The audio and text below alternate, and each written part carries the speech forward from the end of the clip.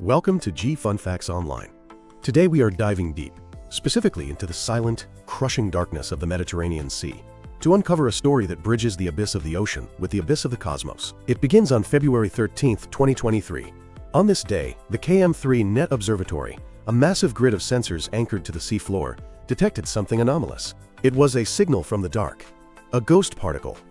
In physics terms, it was a neutrino, but this was not the kind of neutrino we are used to seeing from the sun or standard cosmic rays. This specific particle, labeled KM3-230,213A, carried an energy of approximately 220 peta-electron volts. To put that number in perspective, that is an energy punch so violent it dwarfs the capabilities of our most advanced particle accelerators on Earth. For months, this signal was just a jagged peak in the data, a mystery.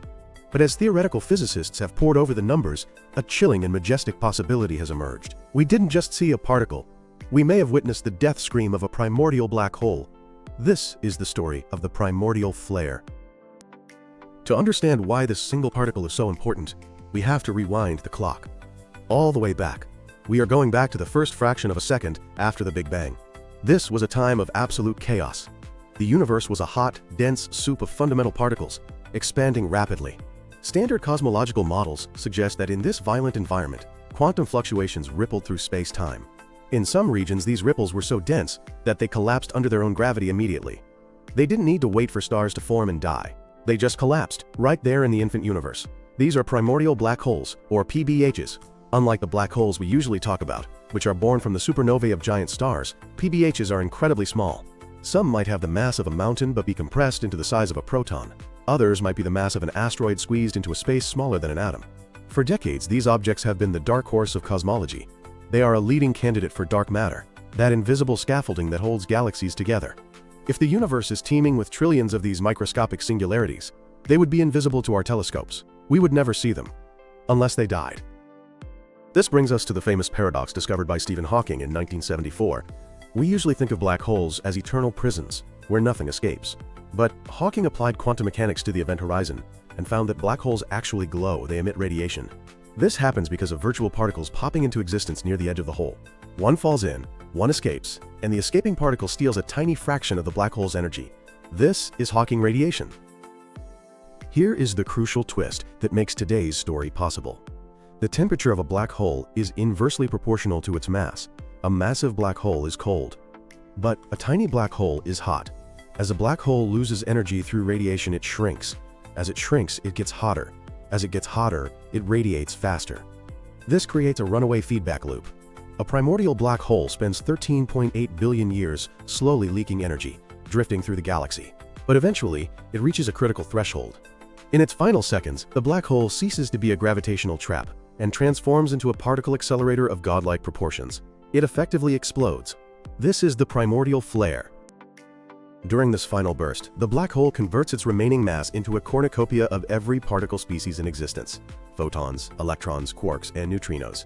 Because the temperatures involved approach the absolute limit of physics, this explosion releases high-energy particles that we can never hope to replicate. And this is exactly what the KM3 net sensors in the Mediterranean may have caught. The energy profile of that neutrino, the 220 peta-electron volt spike, fits the profile of a dying singularity. It looked less like the tapered spectrum of a supernova, and more like the sharp, monochromatic burst of a final evaporation.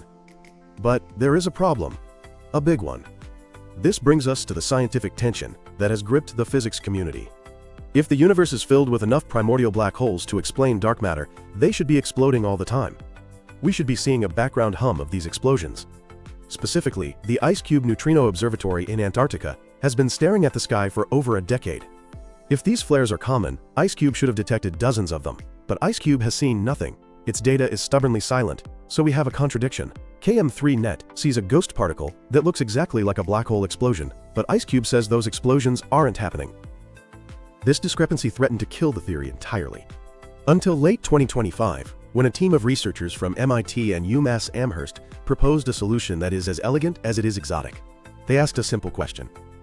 What if primordial black holes aren't just simple gravitational drains? What if they carry a dark charge? We know that dark matter interacts with gravity, but it doesn't interact with light. The researchers proposed that PBHs might belong to a hidden sector of physics. If these black holes carry a dark charge, their evaporation process changes. As they shrink, they wouldn't spew out normal particles like light and standard neutrinos. Instead, they would preferentially emit particles into the dark sector.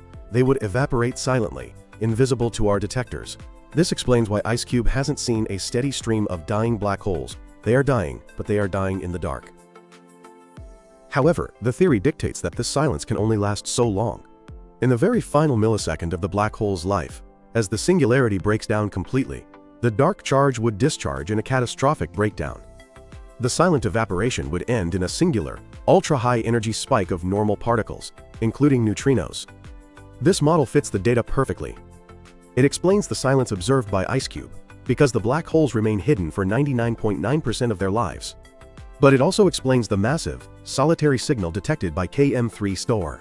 We caught the final scream. If this hypothesis holds true, the implications are staggering. We are looking at a potential triple crown discovery in physics. First, it would be the first direct proof of Hawking radiation, validating the marriage of quantum mechanics and general relativity. Second, it would finally identify the nature of dark matter, solving a mystery that has plagued astronomy for a century.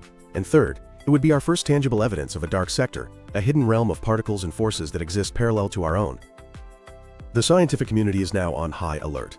Telescopes and neutrino detectors around the world are being recalibrated to look for this specific signature. Future projects like the Grand Array will scan for radio signals that should accompany these bursts. We are looking for correlations. A neutrino spike paired with a radio pulse would be irrefutable evidence. For now, we are left with a profound image. Somewhere in the dark halo of our galaxy, an object older than the stars themselves reached the end of its life. A tiny, dense knot of spacetime, forged in the fires of the Big Bang, finally evaporated. It didn't fade away quietly. It raged against the dying of the light, releasing its essence in a single flash of impossible energy. And billions of miles away, at the bottom of a human ocean, a sensor blinked. We are finally listening.